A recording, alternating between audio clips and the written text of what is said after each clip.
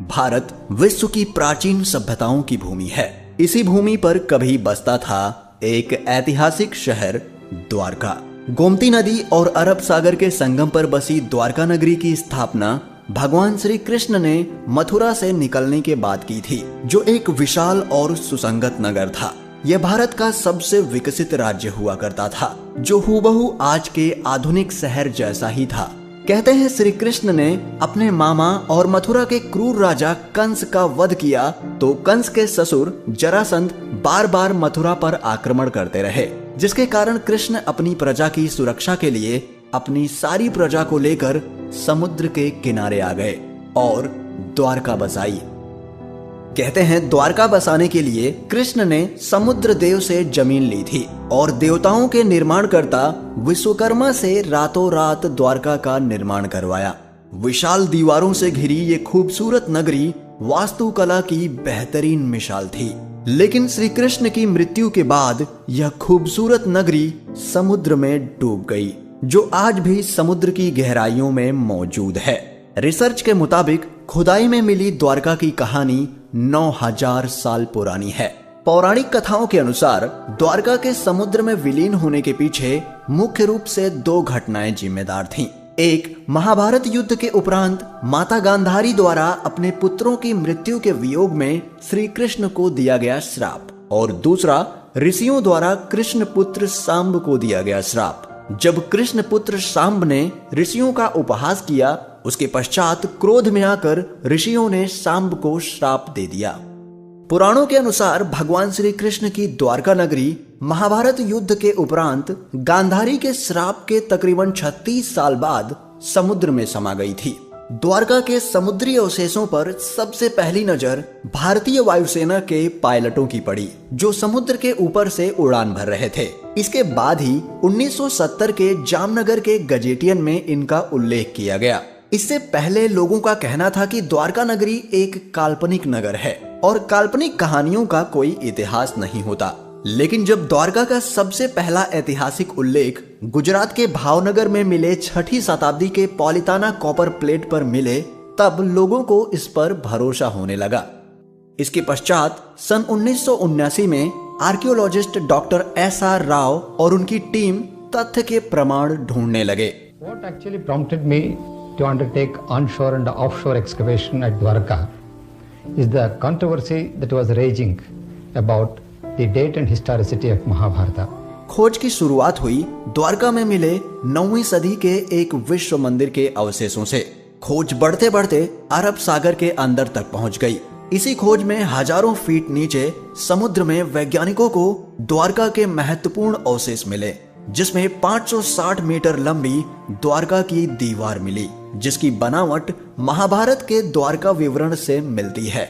द्वारका के हिसाब से दीवारों में 50 बुर्ज थे। आर्कियोलॉजिस्ट को करीब 30 बुर्ज मिल चुके थे और साथ में उन्हें वहां पर उस समय के बर्तन भी मिले, जो लगभग 1528 से लेकर 3000 ईसा पूर्व के हैं, जो इस बात को प्रमाणित करते हैं कि द्वारका आज भी समुद्र में मौजूद है।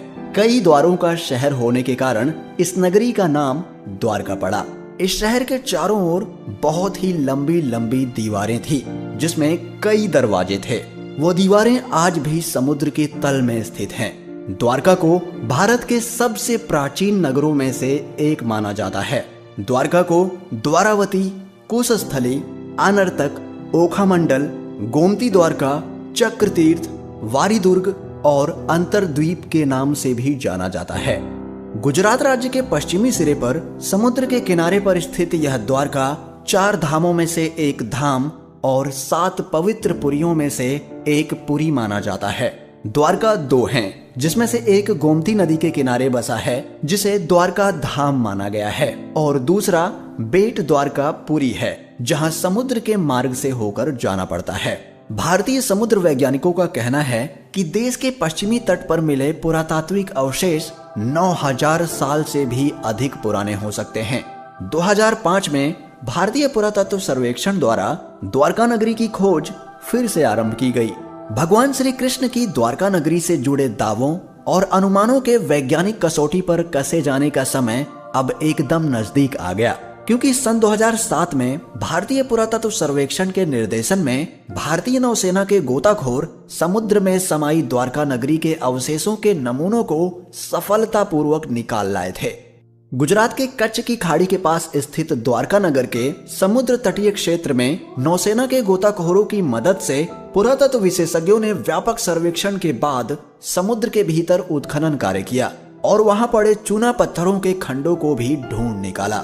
नौसेना के साथ मिलकर चलाए गए इस तीसरे अभियान के शुरुआती नतीजों की जानकारी देते हुए भारतीय पुरातत्व सर्वेक्षण के समुद्री पुरातत्व विशेषज्ञों ने बताया कि इन दुर्लभ नमूनों को देश में ही नहीं बल्कि विदेशों की प्रयोगशालाओं को भी भेजा गया था और वहां से मिली जानकारी और कार्बन डेटिंग शोध के मुताबिक यह नमूने 9500 साल पुराने हैं।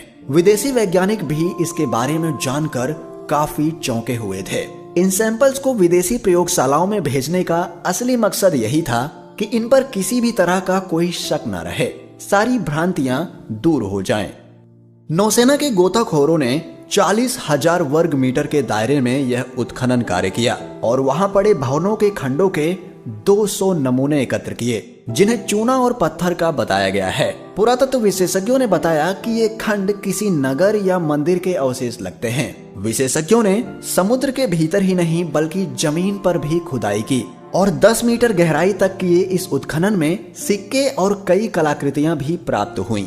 उन्होंने माना कि जमीन पर मिले अवशेषों की समुद्र के भीतर पाए गए खंडों में समानता मिलती है, पर इन खंडों की बनावट से ये भी पता चलता है कि इन खंडों का सिंधु घाटी की सभ्यता से कोई मेल नहीं मिलता। भारत के समुद्र तकनीकी विभाग के मंत्री रहे मुरली मनोहर जोशी ने पत्रकारों को बताया कि ध्वनि चित्रों से मानव निर्मित शिल्प का पता तो चला ही है, साथ ही एक प्राचीन नदी का भी पता लगाया गया है जो करीब 9 किलोमीटर लंबी है और इसके किनारे पर ही इस प्राचीन सभ्यता के अवशेष और शिल्प पाए गए हैं और समुद्र तल से जो शिल्प निकाले गए उनका भी कार्बन डेटिंग शोध किया गया, जिससे यह पता चला कि वो भी करीब 9700 वर्ष पुराना है। यह शिल्प लकड़ियों का है और इसमें दरार पड़ने के चिन्ह हैं। मुरली मनोहर जोशी जी ने कहा कि उनके मंत्रालय ने इस खोज का अध्ययन करने के लिए एक दल बनाया है और ये भी पता लगाया जाएगा कि इस इलाके के दूसरे प्राचीन स्थानों से इसका क्या संबंध है।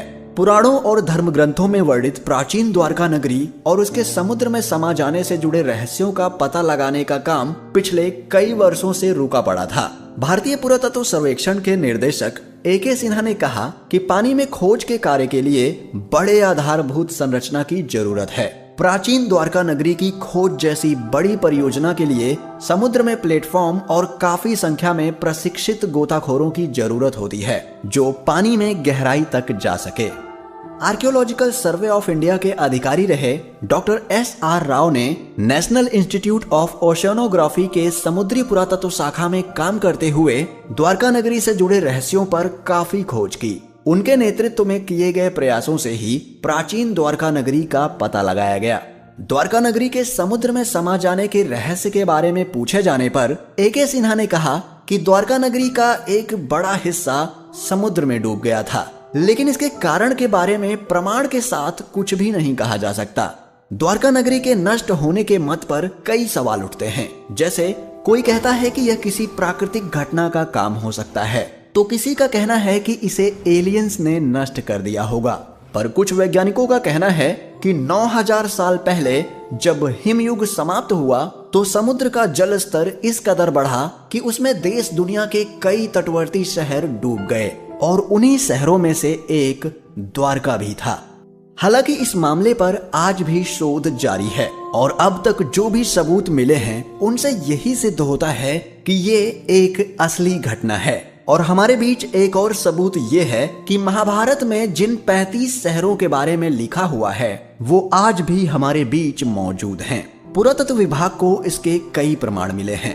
भारत और इसके आसपास के कई देशों का महाभारत में विवरण है, जैसे हस्तिनापुर आज उत्तर प्रदेश राज्य का मेरठ जिला है, वहीं गांधार आज अफगानिस्तान का शहर कांधार है, साथ ही इंद्रप्रस्थ आज भारत की राजधानी दिल्ली है और श्री कृष्ण की द्वारका भी आज गुजरात राज्य का एक शहर है।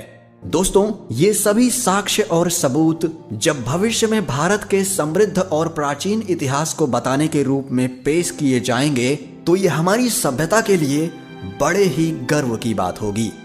दोस्तों, आपका क्या कहना है इस विषय पर? हमें अपने विचार कमेंट करके बताएं और इस वीडियो को ज्यादा से ज्यादा लाइक और शेयर करें और चैनल को सब्सक्राइब जरूर करें ताकि हम फिर मिलें एक और वीडियो के साथ। तब तक के लिए आप अपना ख्याल रखें। जय श्री कृष्ण।